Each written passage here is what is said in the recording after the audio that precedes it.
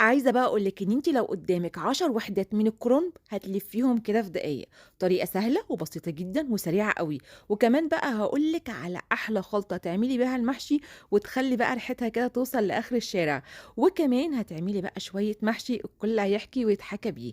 يالّا بينا بقى نشوف عملناه إزاي، بس يا ريت في الأول ما تبخلوش علينا باللايك.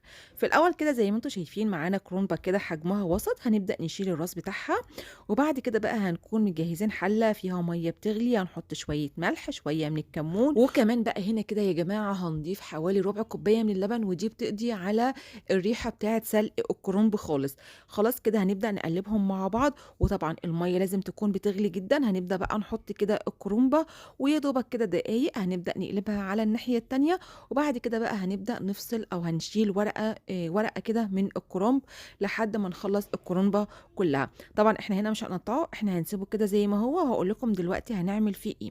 تعالوا بقى نجهّز كده خلطة محشي، فبنجيب حلة على نار عالية، أحط فيها كده شوية من الزيت، وكمان بقى معلقة كبيرة من اللي هي الضاني متقطّعة لقطع صغيّرة، دي بقى اللي بتخلّي ريحة خلطة المحشي توصل معاكِ لآخر الشارع. هنضيف بعد كده بقى عليهم حوالي بصلتين كبار مفرومين ناعم، هاقلّب بقى البصل شوية لحد ما يبدأ يدبل معايا، أنا هنا يا دوبك بس كده عايزة أخلّي البصلة تدبل معايا مش عايزة أصفّرها خالص. هاضيف بقى كده شوية من الملح، وكمان شوية من الفلفل الأسود، وكمان شوية من البابريكا، أمّا بقية البهارات مش هنضيفها دلوقتي، بقية البهارات هنضيفها على خلطة المحشي بس شوية كده.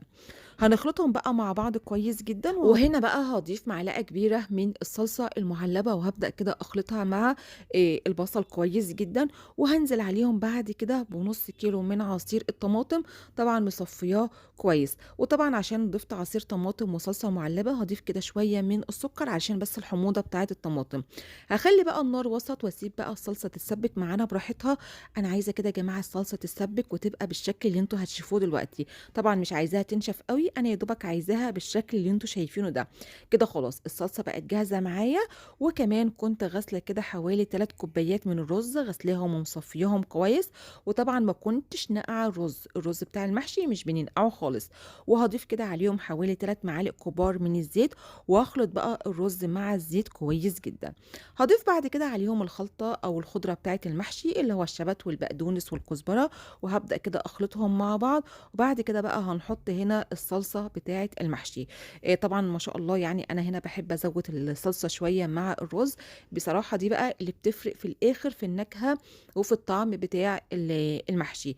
خلاص كده بقى هابدأ هنا أضبّط الملح وشوية من الفلفل الأسود، وكمان شوية من البابريكا، ويا سلام بقى كده لو جبتِ شوية ريحان ناشف أو نعناع ناشف وبدأتِ كده تفركيهم يعني بين إيديكِ وتضيفيهم على خلطة المحشي، ريحتها بتروح في حتة تانية خالص.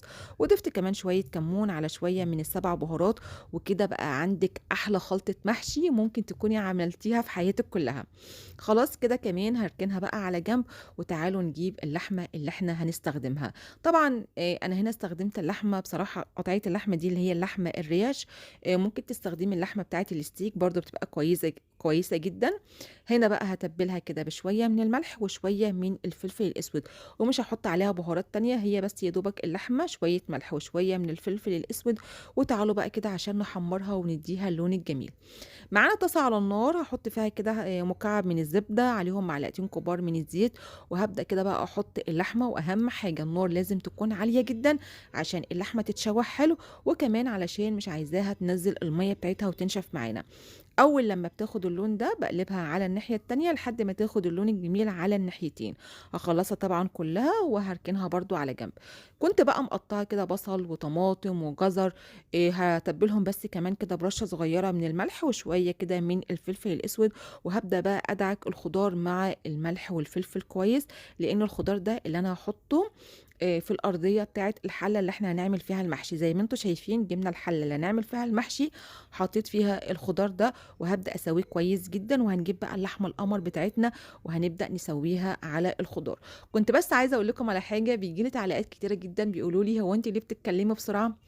بُصّوا يا جماعة، أنا مش حتّة باتكلّم بسرعة، بس أنا فعلًا حقيقي بابقى عايزة أنجز الوصفة ومش عايزاكم تزهقوا، فباحاول إن أنا أنجزها وأخلّصها على يعني في وقت قصيّر، فيا ريت طبعًا بس كده لو أنتم تعذروني على الحاجة دي. المهم نرجع بقى لوصفتنا، طبعًا إحنا جبنا الكرنب اللي إحنا سلقناه، بنبدأ نشيل الجزء الأخضر اللي بيبقى موجود فيه، وبعد كده بقى على الطرف بتاع الكرنب زي ما أنتم شايفين حطينا شوية من الخلطة بتاعة المحشي، ولفينا كده الكرنب حوالي مرتين 3 وبعد كده قطعناه بالشكل ده. هاعمله تاني معاكم إن إحنا بنجيب خلطة المحشي نحطها على طرف الورق بتاع الكرنب ونبدأ نلفه حوالي مرتين 3 ونقطعه بالسكينة بالشكل اللي أنتم شايفينه.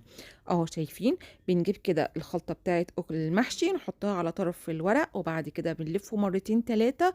وطبعًا أنا شايفة إن الطريقة دي سهلة جدًا لو أنتِ عايزة تنجزي في الوقت. أمّا لو أنتِ بتخافي إن المحشي يخرج معاكِ أو قصدي الرز يخرج معاكِ من المحشي، فطبعًا أنصحِك بالطريقة القديمة. زي ما أنتم شايفين هنا أنا برضه حابة أرص المحشي بشكل حلو، فرصيته 4 بالطول و4 بالعرض علشان ييجي لي بالشكل القمري اللي أنتم شايفينه ده. أنا باحس بصراحة إن ده بيبقى أحلى رصة للمحشي، أنا عن نفسي باحب أعملها بالشكل ده. ما شاء الله جميل جدًا وحلو أوي.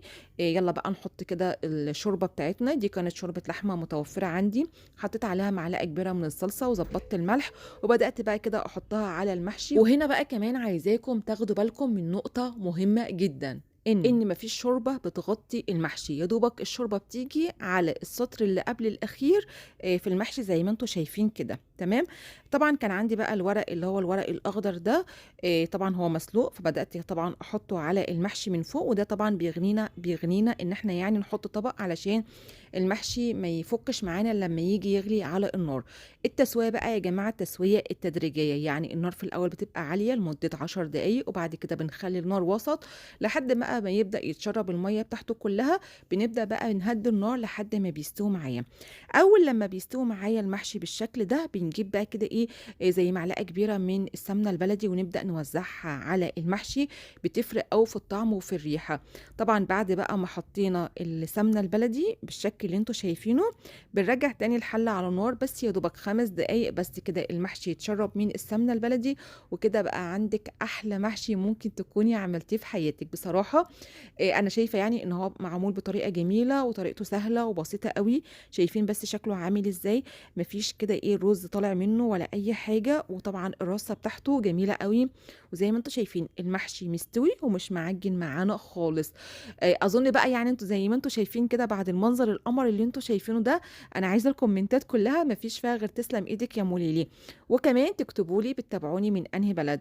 طبعًا بعد بقى ما قلبنا الحلة بتاعة المحشي زي ما أنتم شايفين الحلة نضيفة جدًا، شايفين بس الحلة نازلة سليمة جدًا، جدًا، امشوا بس على الخطوات مضبوطة، هتاكلوا أحلى محشي وهيبقى مضبوط معاكم جدًا. طبعًا اللحمة بس مش يا دوبك مستوية، لأ اللحمة دايبة معانا. واللي قدامكم بقى في الطبق ده كان آخر شوية باقيين مننا بعد الأكل اللي إحنا أكلناه. لايك بقى لو عجبكم الفيديو، وربنا يحسن ما بين إيديكم وبألف هنا وشفا.